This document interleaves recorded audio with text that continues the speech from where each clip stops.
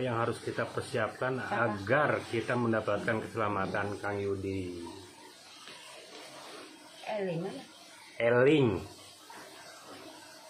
Eling, saling mengingatkan.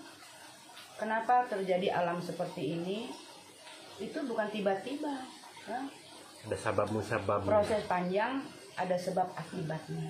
Sebab akibatnya. Karena perjanjian alam itu tidak harus tertentu sekian tahun, ratus tahun, enggak.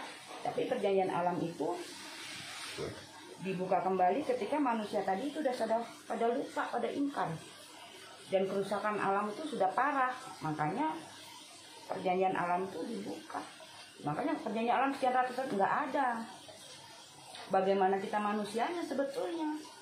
Kalau nggak mau ada perjanjian alam itu kita harus bisa bersinkron sama tadi. Dan kita kembali juga ke alam, menata, menjaga, apa semuanya. Kan sebenarnya sudah diwasiatkan ya Bu ya. Gunung temenang dilebur, gitu kan. Kalau sekarang itu udah kompleks, makanya bukan hanya Indonesia ya, itu dunia sekarang. Karena yang namanya perjanjian alam itu dunia.